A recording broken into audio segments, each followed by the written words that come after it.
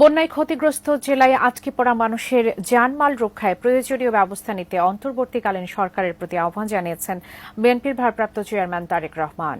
নিজের verified Facebook পেজে দেওয়া স্ট্যাটাসে এই আহ্বান জানান তিনি।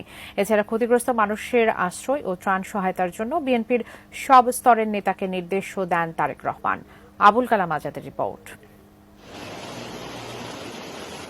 চলমান বন্যায় ভাসছে ফেনী, কুমিল্লা, নোয়াখালী, ব্রাহ্মণবাড়িয়া, চট্টগ্রাম, খাগড়াছড়ি, মৌলভীবাজার ও হবিগঞ্জ। এমন বাস্তবতায় অন্তর্বর্তীকালীন সরকারকে এগিয়ে আসার আহ্বান জানিয়েছেন বিএনপির ভারপ্রাপ্ত চেয়ারম্যান তারেক রহমান। নিজের ভেরিফাইড ফেসবুক পেজে জানান, বিধ্বংসী আকস্মিক বন্যা বাংলাদেশের পূর্ব ও দক্ষিণ পূর্বের জেলাগুলোতে আঘাত এনেছে, যার ফলে লক্ষাধিক লোক আটকা পড়েছে। ক্ষতিগ্রস্ত ওইসব জেলার মানুষের পরিবার, জীবিকা ও সম্পত্তি রক্ষায় প্রয়োজনীয় পদক্ষেপ নিতে সরকারকে অনুরোধ জানান তারেক রহমান। এছাড়া ক্ষতিগ্রস্ত মানুষদের আশ্রয়, খাদ্য ও রসদসহ মানবিক ত্রাণ সহায়তার জন্য বিএনপির সর্বস্তরের নেতাদের প্রতি আহ্বান জানান তিনি।